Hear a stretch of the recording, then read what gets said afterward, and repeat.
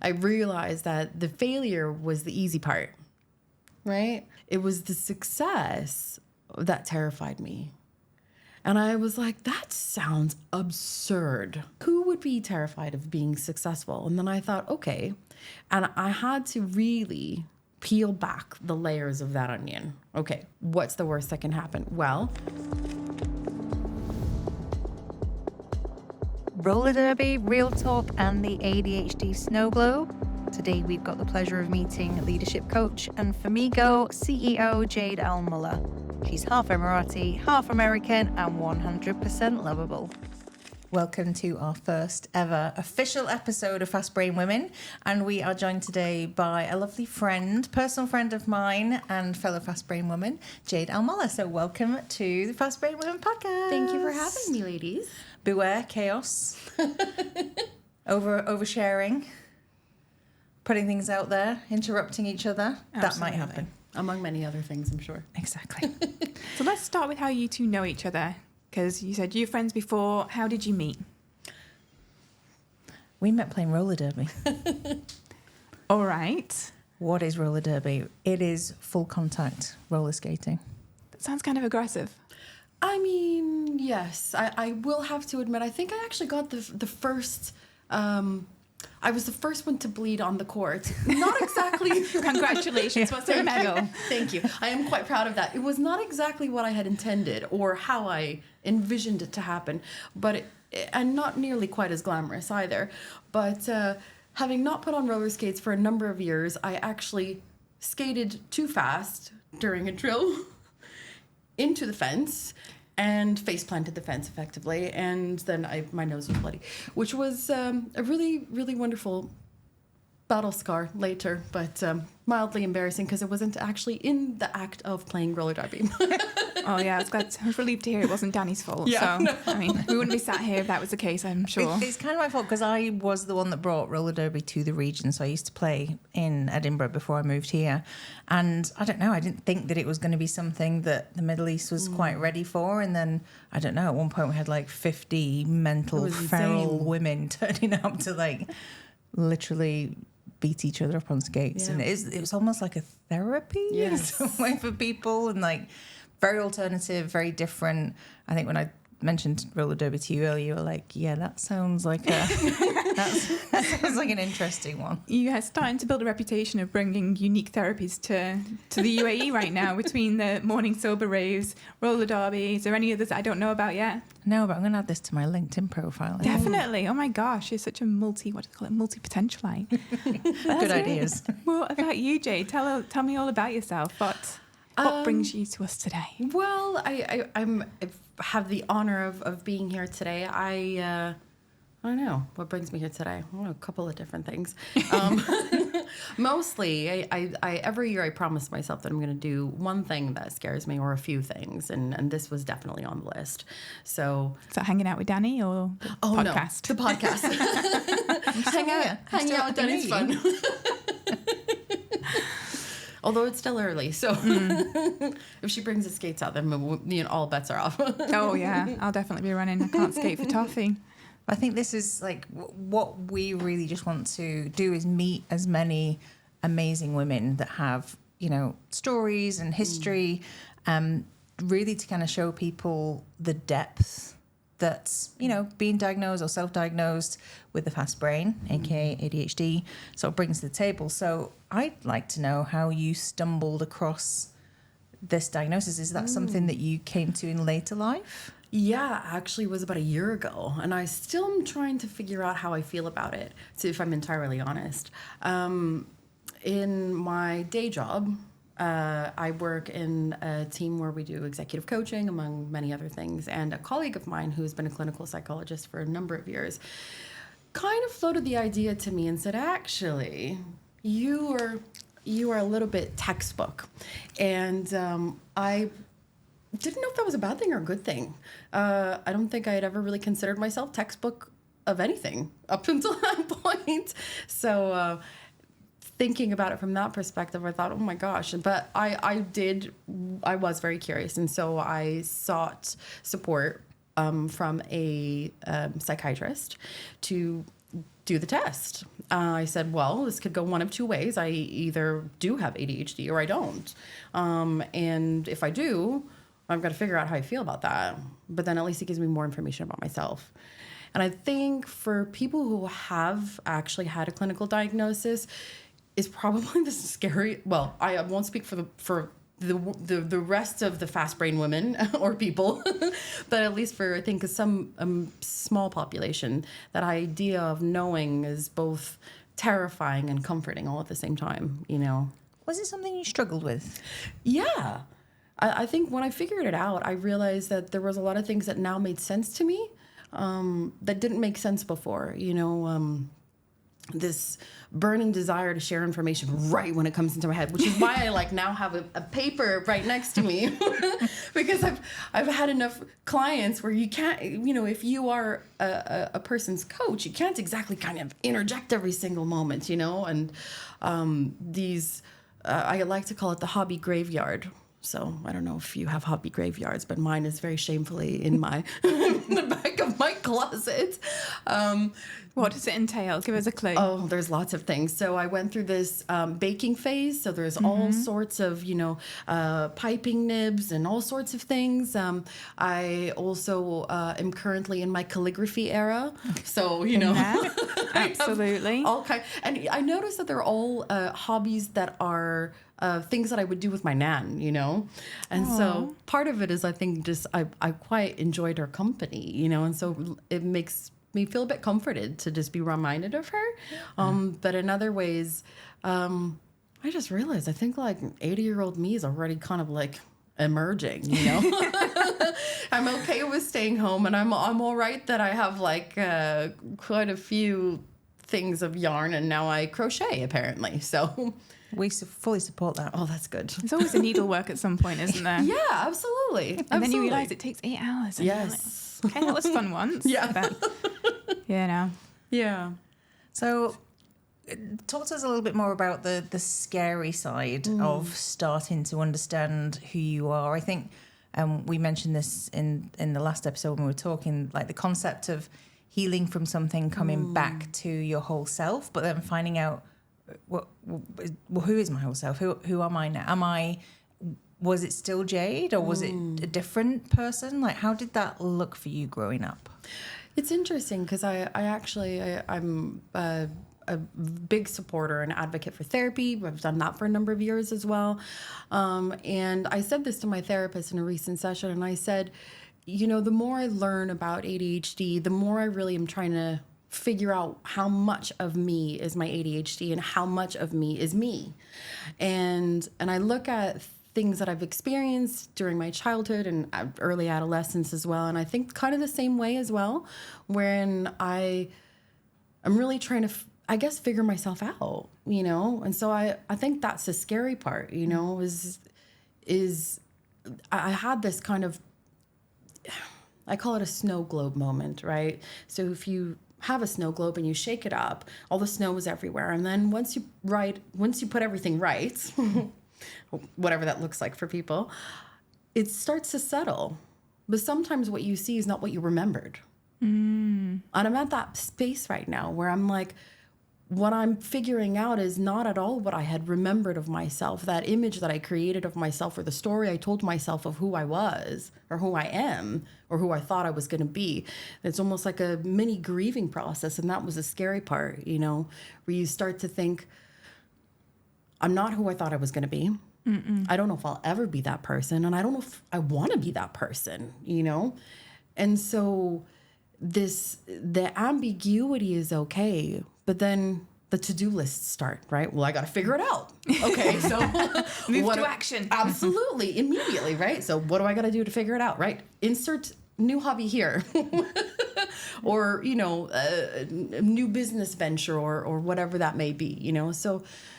Yeah, and I think that's scary being a parent now, because, you're trying to create stability for your family or for your children, and modeling behavior that you want them to have, your children to have, them being the children.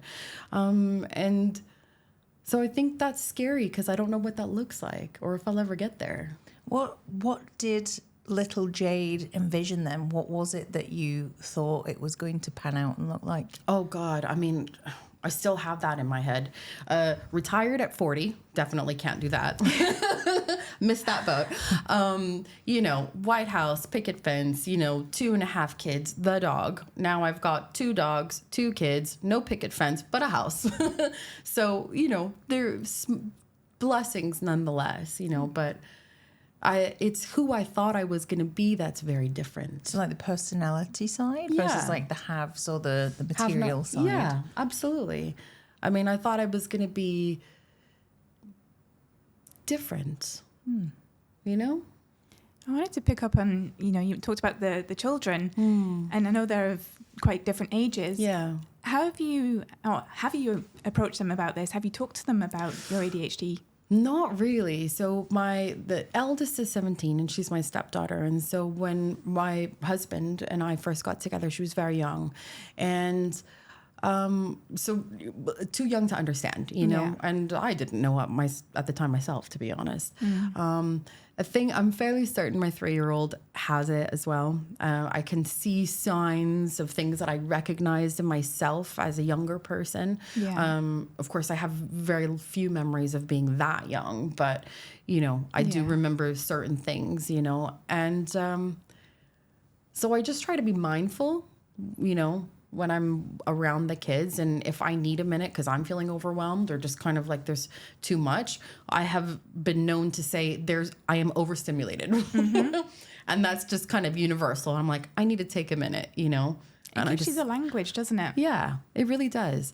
But also I think having a 3-year-old means that you have to find simple language, Yes. And something about that helps for me, because then I don't have to overcomplicate things. It can just be what it is, Mommy's tired. Okay. I need a bit of quiet time Yes. now. Yes. Also, mother. Yeah. Also Does face the the same 3-year-old challenges. respond to that? Usually he says, What is but space?" why? Yeah. But I want to play with you. I'm like, me too, buddy. Me too. Another time. Yes. And how kind of culturally, because I know you have sort of two kind of sides to your kind of cultural upbringing. How has that maybe played a role, and how do you kind of see it defining how you're justifying what your ADHD-ness means to you? I mean, that's an interesting one on its own. If I think about it, culturally, it's not something that we would ever talk about. So for us, it's not. It never used to be celebrated. It was something where you would just kind of get on with it. My father is from a very kind of traditional and hardworking family. And so it was just kind of one of those things that you just, if you had any kind of thing that you struggled with, you just were expected to get on with it, So I think when I struggle with things, I find myself falling back into that pattern.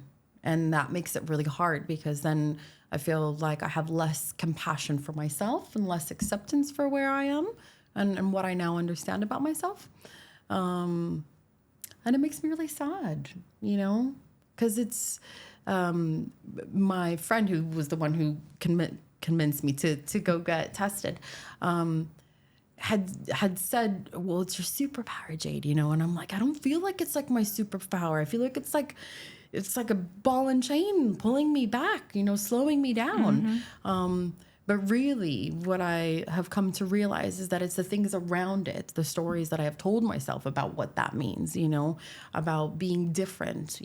Being different was never really kind of celebrated. And you can kind of see that, in how people, choose to dress or simple things, visible things. But it's the non-visible things that people don't really think about. And that's what that's what I stay up at night thinking about, Do you think that was a product of the time? Yeah, I definitely do. I think that is a product of the time, and I think now things have really changed. I mean, I know earlier when we were sat out together, we were talking about all the changes that are happening in various industries where people who have needs can express them in other ways, whether that's a colorful lanyard that, signifies that you need special assistance, or if you can make requests for things like that. So I think that there is definitely progress happening in that space, but I think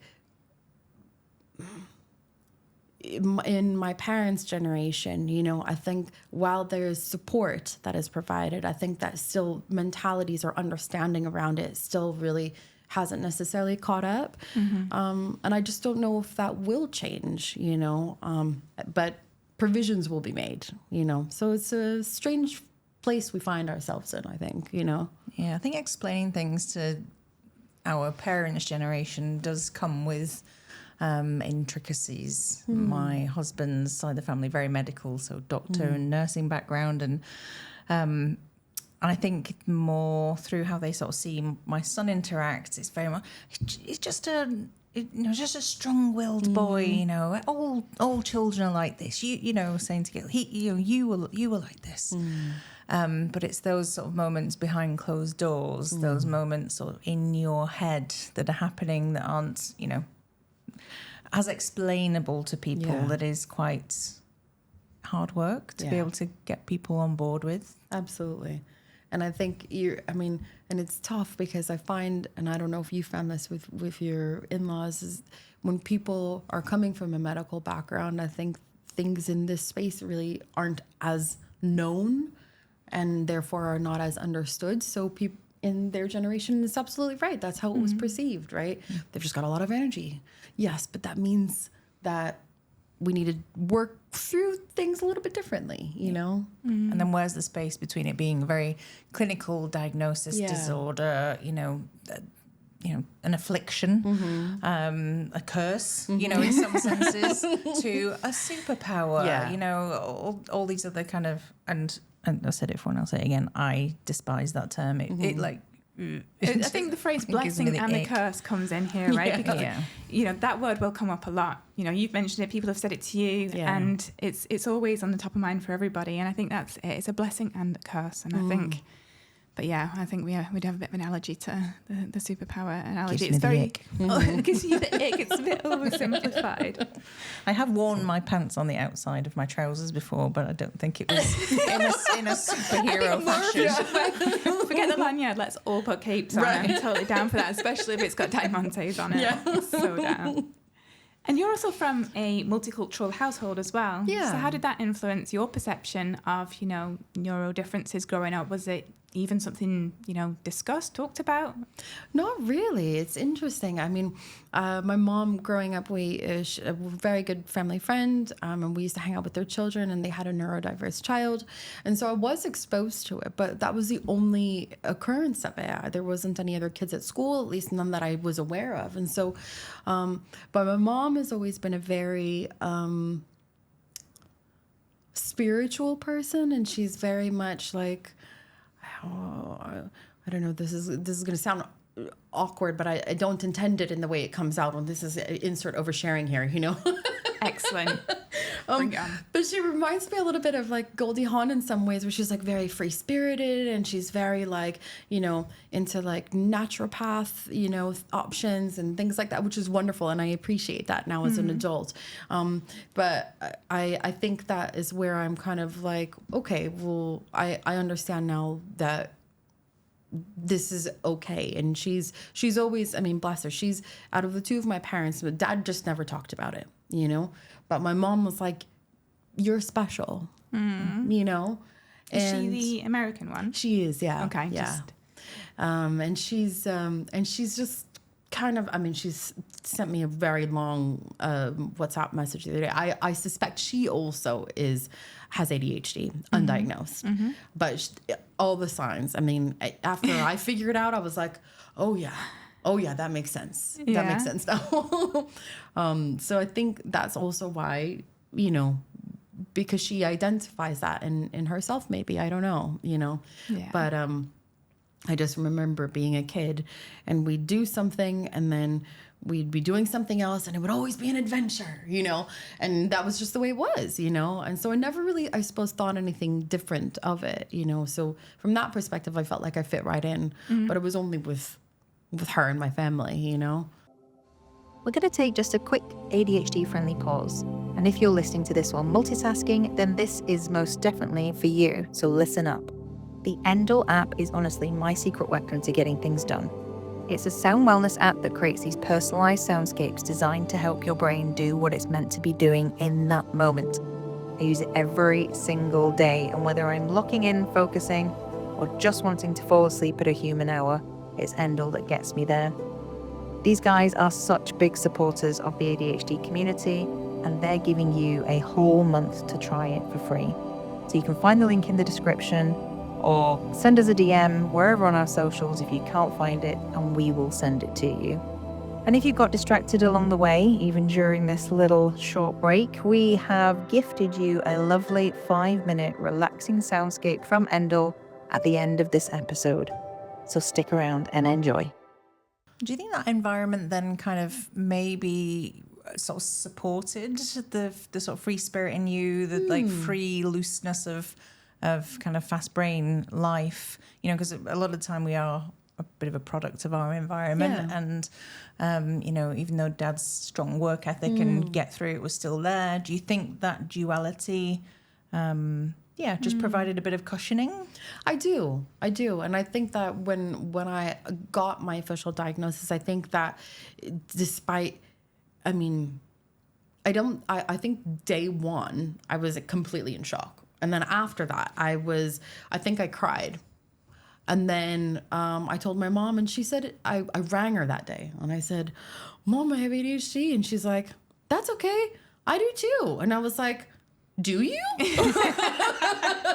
She's like, I'm pretty sure I do. She's like, I haven't been to the doctor, but you know, my youngest sister went and she was also diagnosed. So medically, then it would make sense, you know, from what I understand. Yeah.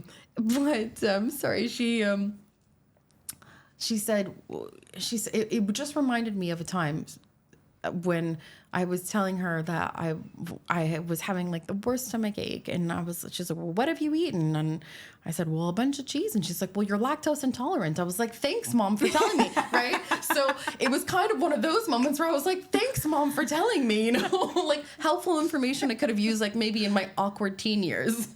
Yeah. So, you know, but yeah, it definitely helped, you know, and I think that's part of the reason why her and I have a very similar sense of humor. And so I think that definitely helped me come back out of this, there's something wrong with me mode, and back into, okay, now I know what really has changed for me since 2 days ago when I found out. Nothing. I just have more information. Yeah. I think that the parenting, and now obviously we're parents, we get that, right? And how we can advocate within, you know, with other women and for children. I think it's like, it's got to be a little bit of our purpose in there in order to kind of, you know, just keep reminding people and sharing information. There was Celeste Barber. Oh, I love her. The sort of comedy skits. There was a clip that came out today with her. I actually get emotional about this because I cried a lot today when I was watching it. Her mum was saying that when Celeste got diagnosed, I think she was like 18, and they were looking at options for medication. Her mum said to the doctor, just as long as it doesn't change her. Oh, sorry. I've cried a lot today. I'm very hormonal. But I just thought that's like, yes, like we need more people that don't try and clip the wings, and don't try and like dim the spirit. And this is like when I go to my son's school, I'm like if you say something to him in a different way, like more positively, like you're gonna get the best out of him, and as a result it's very helpful. So I think that is our mission, and anybody else's mission watching, join in with us. Just to help people to understand that actually with the right environment and right support, oh my God, yeah, we can thrive. Absolutely. Can you imagine? Oh my God, unstoppable. You talked before about being scared of success. What does that look like? Because I know that you've got a lot of things cooking in your pot right now. Yeah, which is true to being fast-brained. Welcome. Yeah. Welcome to the podcast. Yeah. I mean, I 2 years ago now, I started an app. I built an app, and I did it very slowly on the side of my day job, and it started out as a hobby, right? So I was like ticking that, gratification box, this newness box, and I was like, wonderful. I got myself a mentor, I was like, perfect, more new information, give it to me, right? And it has been a very eye-opening ride, to say the least. I had a coaching session of my own, and I was talking about that, and I know we talked about this a little bit earlier, but I realized that the failure was the easy part, right? Because in my mind, when you're used to being so self-critical, it's very easy for you to say, I'm going into this, and the failure almost seems like an expectation of sorts, And it was the success that terrified me. And I was like, that sounds absurd. Who would be terrified of being successful? And then I thought, okay. And I had to really peel back the layers of that onion. Okay, what's the worst that can happen? Well, I'll probably leave my job. Okay, well, what's the worst that can happen out of that? Well, I realized that part of what I really love about being at my job is, I might cry, I'm sorry. You're going to need some tissues. Yeah. You're going to need a tissue sponsor. We got like a branded box. Do they make tissues? We need a tissue sponsor. Yeah. What I really loved about my job is that I'm working in a place that my dad worked, and having lost my father a number of years ago now, it was really kind of a way for me to keep him alive. It's such an incredible feeling to meet a new person and have them say to me, I used to work with your dad and he was amazing. And let me tell you this great story about him. And so it was just this way of just kind of, reminding myself of all of those things that I love about him, And the idea of letting that go is terrifying.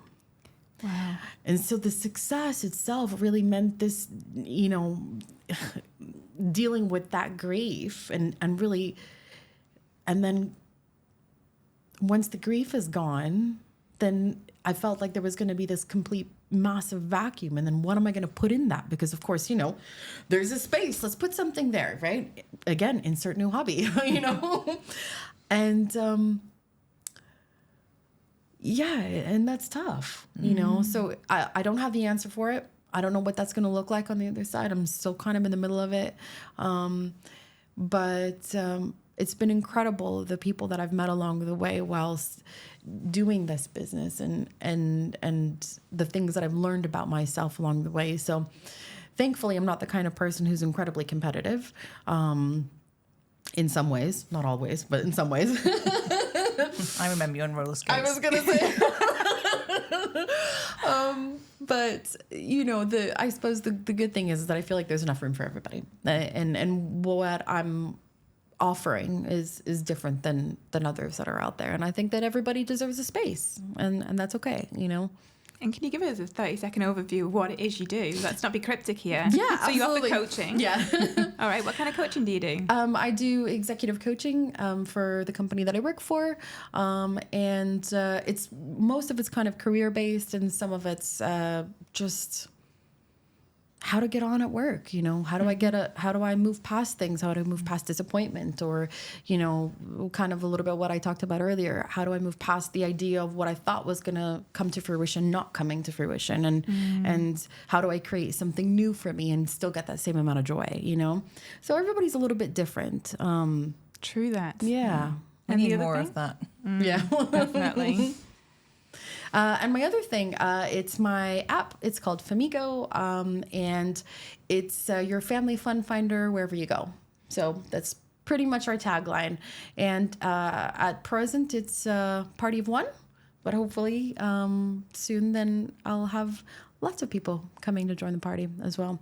My intention is to help families like ours find great places for them to go and make memories, take the stress out of trying to figure out what's best for you and your family's needs and make that process easier. And the best thing about it is all user-generated content as well, right? Yeah. So it's content you can trust because there's so much available out there on the webs, but trying to consolidate that information is, we talked about this, I get down wormholes all the time. So, especially in Dubai summers as well, where to take the kids is the constant question. Absolutely. Right now it's easy. We take them to the park, skate park, whatever. Summer, we need a bit of extra help. That's the tough spot. So yes, please do tune in or follow me, and I'd love to help. Yeah, I think as well, our fast brains do give us that ability, based out of, a need, a gap, but actually the empathy and what you were just kind of saying and how you actually want to create experiences and, bring families together. Yeah. I think it's the good side. Yeah. The good side of the fast brain. It's the memory making, I think, and I don't know, like, what's your favorite childhood memory? Oh, we tried quick fire questions last week and I completely flipped out. Don't ask me any question. I'm the co-host. I want to say feeding the ducks. Okay. Yeah, down by the park in sunny Bolton. See, there you go. Right? Who were you with? My parents. Yeah. Right? And sometimes it's the simplest things. It is. Danny? Going to the cricket club. So my dad played cricket, and maybe in hindsight I realised that I was like dragged there with him potentially against his will, but it was his, when the dad's babysitter, and I don't think he actually really, I was kind of looking after myself. But yeah, the people, the cricket match, I miss like that kind of summers. Like I can smell the smells. I love that. I'm allergic to grass, so I used to come out in a rash. I got a sight screen run over my foot once, and I broke all the bones in my feet. So, oh my gosh, you it was a good place very and a bad injury place. prone. Yes. Yeah. We're always putting ourselves in danger. Yeah. So there's one more topic I really want to cover, and I think it's really important. There's many fantastic things about you, but what's super interesting is that you are half American, half Emirati, and we've discussed that it's not something that's been discussed enough in the Emirati communities. Yeah. What do you see as the conversation around that now, and where do you see it evolving in the next sort of 5 to 10 years? Honestly, I think right now people are starting to talk about it, particularly within my generation. And I think that with different government initiatives where people of determination are being highlighted and featured, not only in terms of supporting them, but in terms of how are businesses or organizations better supporting them and creating a space for them as well, being aware of them at every single point of the employee journey, So I think between government initiatives and families just actually talking about it, I see things really changing for future generations where it's not, where I know it's an allergic term, but yes, something akin to a superpower, but yeah. But it's what makes them special and unique, it's something to be celebrated. I think everything that the Middle East does, especially here in the UAE, is what is that curve?